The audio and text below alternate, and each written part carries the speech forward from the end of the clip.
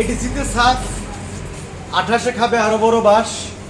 প্রদ্যুৎ বাবু দেখিয়ে দিয়েছেন কিভাবে বিজেপি মুক্ত ত্রিপুরা করতে হয় এবং আমাদের তিপ্রাসারা দেখিয়েছেন বিজেপি মুক্ত ত্রিপুরা করে। এক সেকেন্ড স্যার, বিজেপি মুক্ত ত্রিপুরা করে এবং এই বিজেপির পরাজয় এডিসিতে এর দায় স্বীকার করে মানিক সাহার দ্রুত পদত্যাগ করা উচিত। প্রতিমা ভৌমিক, বিপ্লব দেব যেই হোক, মানিক সাহার দ্রুত পদত্যাগ করা উচিত। এডিসি ত্রিপুরাকে রাস্তা দেখিয়েছে, মহারাজা রাস্তা দেখিয়েছে এবং মহারাজা প্রমাণ করে দিয়েছে বাপেরও বাপ থাকে। এইটুকুই বলবো আমি। I am during last 2.5 years at jail. কোনো দোষ নেই, মুখ্যমন্ত্রীর বিরুদ্ধে নিউজ এবং খবর করার প্রতিবাদে জেল খাটতে হচ্ছে। এই হচ্ছে ত্রিপুরার কারেন্ট সিচুয়েশন। লাস্ট একটাই কথা বলবো, পাপিয়া দত্ত এবং মানিক সাহা ত্রিপুরার বর্তমান মেইন ড্রাগস ডিলার। তারাই মেইন ড্রাগস ডিল করছে ত্রিপুরাতে। That's all. থ্যাংক ইউ, জয় হিন্দ, সবাই ভালো।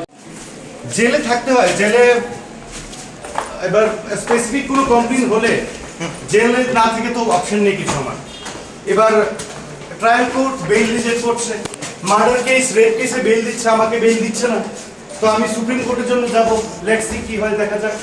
রাজ্যবাসী আশীর্বাদ যদি সাথে থাকে, সত্যের জয় হবে। And I strongly believe. বারবার করে তোমাকে বিভিন্ন জেলে কোর্টে তোলা হচ্ছে, তো সেই বিষয় নিয়ে যারা সংবাদ মাধ্যম it is not judicial trial. I am facing political trial only.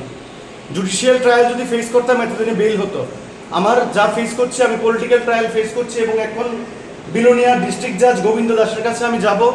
ওনার কোর্টের প্রতি আমার কোনো আস্থা নেই। ইন্ডিয়ান জুডিশিয়ারি সিস্টেমের প্রতি সম্পূর্ণ আস্থা আছে, কিন্তু এই কোর্টের প্রতি আমার কোনো আস্থা নেই। এটা জানাতে আজকে বিলোনিয়ায় এলাম। Thank you. সংবাদ মাধ্যমের ভাইদের প্রণাম।